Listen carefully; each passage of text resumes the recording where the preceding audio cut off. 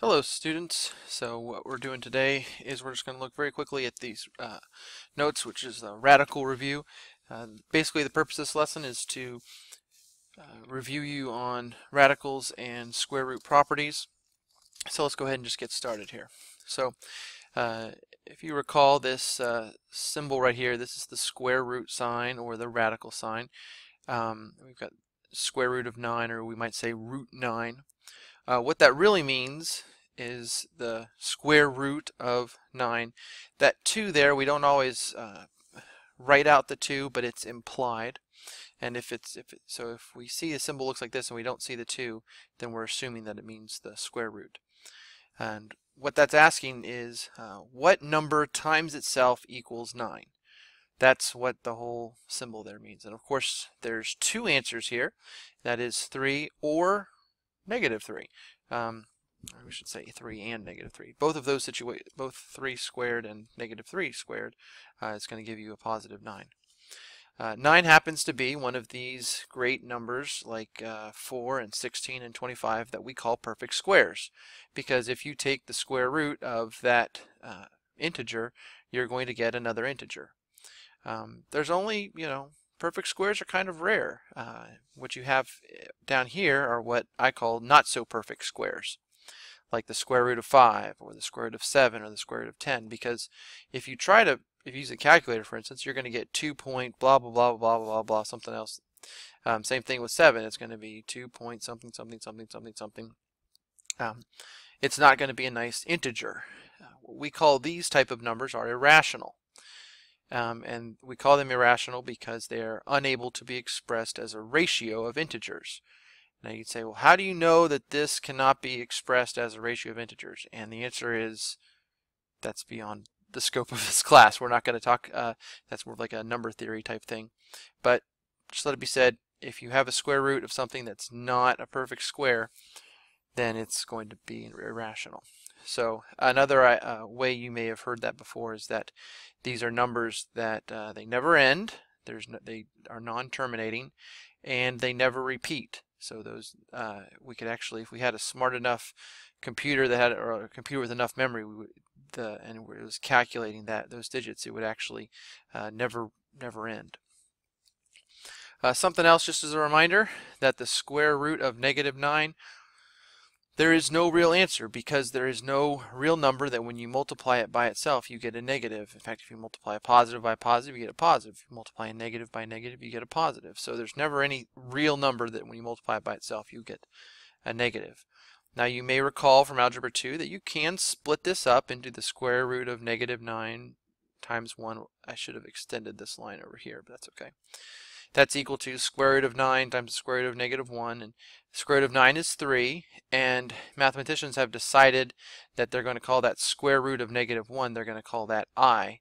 That's just replacing just a symbolic thing there. So that's an imaginary number. We are going to talk more about that imaginary numbers later on in the school year. And then just as a final reminder here, this negative square root of 9 is not the same, it's not equal to the square root of -9. This right here, this would be like 9i. This is saying what is the square root, what number times itself equals -9. Over here, this is saying take the opposite, or the negative result of the square root of 9. So here you would have plus or minus 3, but then there'd be a negative in front of it. All right, we'll look at some properties here. We'll just kind of focus in over on this side. Over here we just have some examples. Those are more from my notes. I'll work those out in class. If you're watching this and weren't in class, basically I just pulled these from Alex, and you can just view a similarly worked problem, and that's the same thing. You can just look at those step by step. But I'll talk about the theory here, the stuff that's not necessarily on that step by step page. The first property, this is the square root of a times b equals the square root of a times the square root of b. This is called the product property of radicals, and it just means you can split that up. The quotient property is the square root of c over d is equal to the square root of c over the square root of d.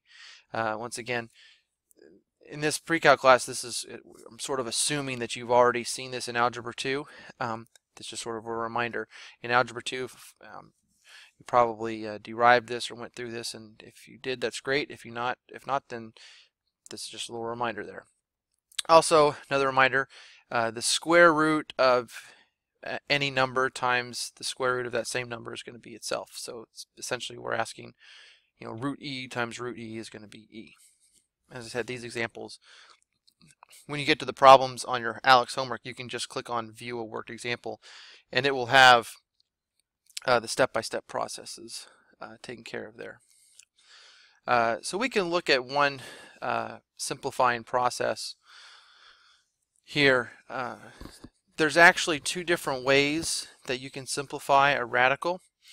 We'll kind of look over here. One way that some students use, they say, all right, I need to simplify the square root of 50. Well, I can just start breaking that down into factors like 5 and 10, and then and then that 10 can be broken down into 5 and 2, and then maybe I'll use the product property and split all this up as the square root of 5 times the square root of 5 times the square root of 2.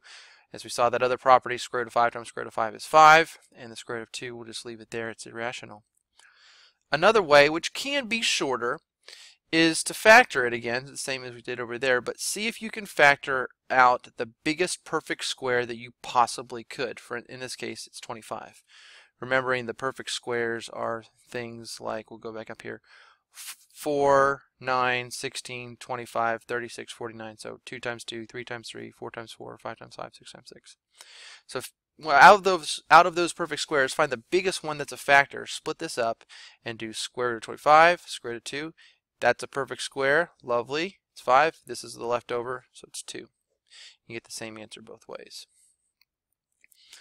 A reminder about multiplication of square roots. Well, one thing that we know just from experience is that if you're multiplying three things, it really doesn't matter the order. So if you have like a times b times c, well, that's the same thing as b times a times c. You really could rearrange those terms and it wouldn't really make any difference.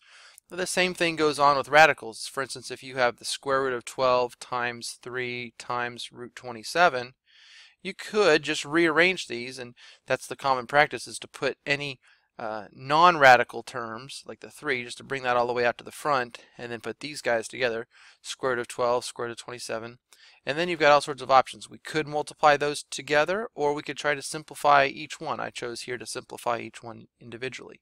And I'm using the process that I used over here, the second method, find the biggest perfect square factor. So for instance, the biggest perfect square factor of 12 is 4, and the biggest perfect square factor of 27 is 9. So I have the square, keeping the 3, the square root of 4 times 3. This one's going to split down to square root of 9 times 3. And then I'm omitting this step here just for the sake of time here. Square root of 4 and the square root of 3. Square root of 4 is 2. Square root of 9 times square root of 3. Square root of 9 is 3. And then I can just rearrange this again so that all of those integers are out there in the front. So the 3 times the 2 times this 3, that square root of 3 stays there, that square root of 3 stays there. So we have 3 times 2 times 3, which is 18, and then root 3 times root 3 is 3. 18 times 3 is 54. Obviously, calculator could get you that as well. Rationalizing the denominator. The whole idea here is we do not like square roots in the denominator or square roots of fractions. So if you do have something like that, like the square root of 7 over 5, we'll use that quotient property and split it up. Square root of 7 over square root of 5. And then over here I've just kept that same idea, that same statement, but I'm multiplying it by root 5 over root 5. You're like, okay, what the heck is going on here? Remember, any number divided by itself is 1. So you can think of this as just a version of 1. And if you remember further that if you take any number and multiply it by 1, you're still going to get that same number. It just might look a little bit different. The value is changed, but the appearance, the appearance has changed. Now it looks like this. But the value is the same. We can actually say that the value of this expression right here is the same as the value of this expression. And then again, see, we're just pulling all kinds of stuff. Fraction math. Multiply the numerators and multiply the denominators. So square root of 7 times square root of 5, that's the square root of 35. Square root of 5 times square root of 5, that other previous property mentioned before, that's 5. Here I just have some examples that I was going to work in class, or that I did work in class. And you can find similarly worked examples in Alex that's going to be actual, taken care of. And then just a reminder on the Pythagorean theorem: if you have a right triangle, you've got the two legs, which are the sides attached to the right angle, and the hypotenuse over here, and that's a squared plus b squared is c squared. And that concludes Lecture 4A, Radical Review. Just all of this is preparing us for what we're going to do next with right triangles. Thanks for watching.